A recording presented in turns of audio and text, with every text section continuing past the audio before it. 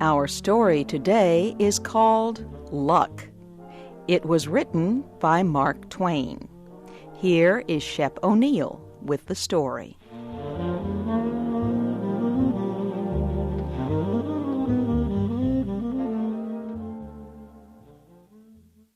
I was at a dinner in London, given in honor of one of the most celebrated English military men of his time.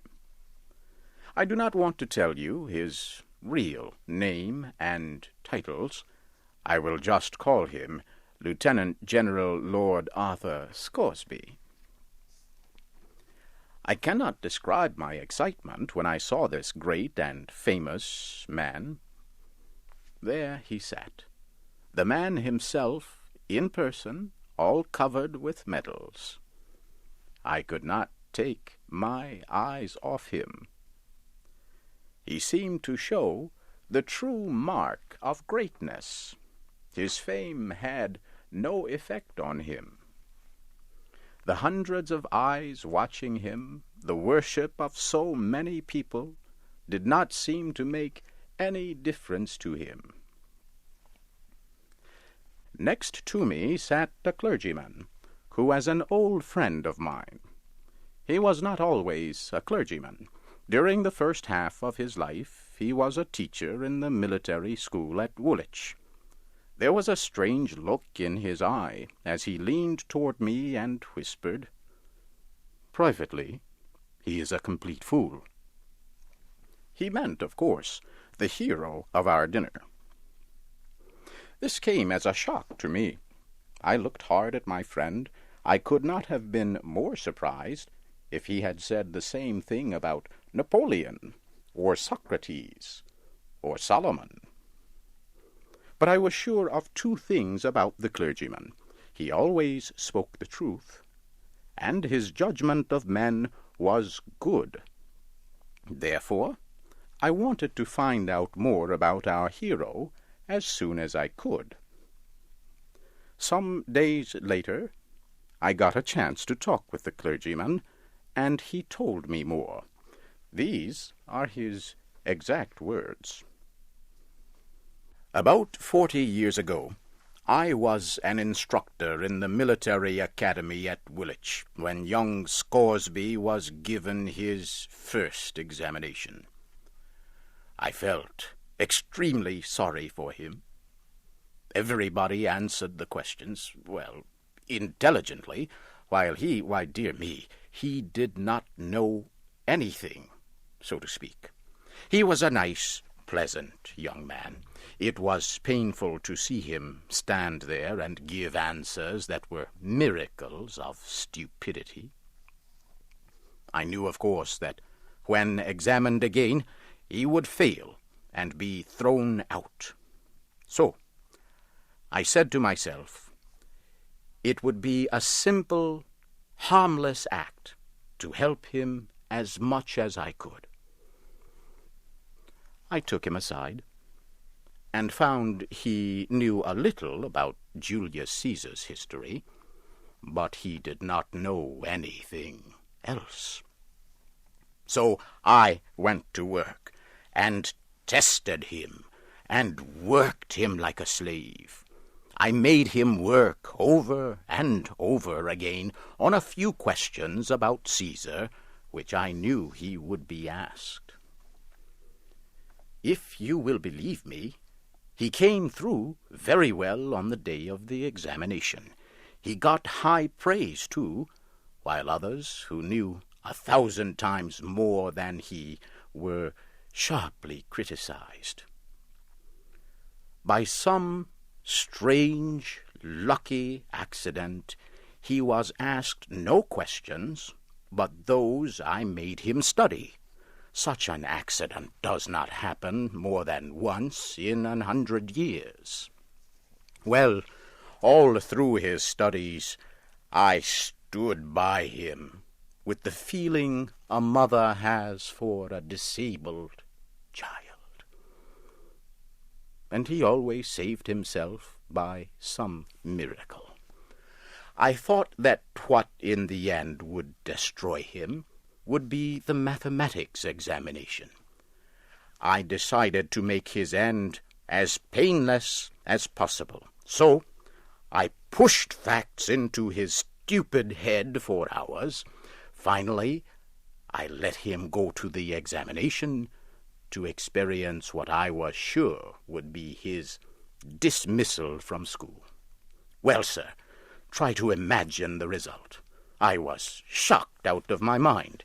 He took first prize, and he got the highest praise. I felt guilty day and night. What I was doing was not right, but I only wanted to make his dismissal a little less painful for him. I never dreamed it would lead to such strange, laughable results. I thought that sooner or later one thing was sure to happen. The first real test, once he was through school, would ruin him. Then the Crimean War broke out. I felt that sad for him that there had to be a war. Peace would have given this donkey a chance to escape from ever being found out as being so stupid. Nervously, I waited for the worst to happen. It did. He was appointed an officer, a captain of all things. Who could have dreamed that they would place such a responsibility on such weak shoulders as his? I said to myself that I was responsible to the country for this. I must go with him and protect the nation against him as far as I could. So I joined up with him, and away we went to the field. And there, oh dear, it was terrible. Mistakes, fearful mistakes. Why, he never did anything that was right. Nothing but mistakes. But you see, nobody knew the secret of how stupid he really was. Everybody misunderstood his actions. They saw his stupid mistakes as works of great intelligence. They did, honestly. His smallest mistakes made a man in his right mind cry and shout and scream, too, to himself, of course. And what kept me in a continual fear was the fact that every mistake he made increased his glory and fame. I kept saying to myself that when at last they find out about him, it will be like the sun falling out of the sky. He continued to climb up over the dead bodies of his superiors. Then, in the hottest moment of one battle, down went our colonel. My heart jumped into my mouth, for Scoresby was the next in line to take his place. Now we are in for it, I said. The battle grew hotter. The English and their allies were steadily retreating all over the field. Our regiment occupied a position that was extremely important. One mistake now would bring total disaster. And what did Scoresby do this time? He just mistook his left hand for his right hand. That was all. An order came for him to fall back and support our right. Instead, he moved forward and went over the hill to the left. We were over the hill before this insane movement could be discovered and stopped. And what did we find? A large and unsuspected Russian army waiting. And what happened? Were we all killed? That is exactly what would have happened in 99 cases out of 100. But no, those surprised Russians thought that no one regiment by itself would come around there at such a time. It must be the whole British army, they thought. They turned tail. Away they went over the hill and down into the field in wild disorder, and we after them. In no time there was the greatest turnaround you ever saw. The Allies turned defeat into a sweeping and shining victory. The Allied commander looked on, his head spinning with wonder, surprise, and joy. He sent right off for Scoresby and put his arms around him and hugged him on the field in front of all the armies. Scoresby became famous that day as a great military leader, honored throughout the world. That honor will never disappear while history books last. He is just as nice and pleasant as ever, but he still does not know enough to come in out of the rain. He is the stupidest man in the universe. Until now, nobody knew it but Scoresby and myself. He has been followed day by day, year by year, by a strange luck. He has been a shining soldier in all our wars for years. He has filled his whole military life with mistakes.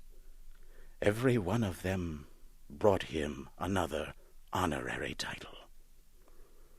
Look at his chest, flooded with British and foreign medals. Well, sir, every one of them is the record of some great stupidity or other. They are proof that the best thing that can happen to a man is to be born lucky. I say again, as I did at the dinner, Scoresby's a complete fool.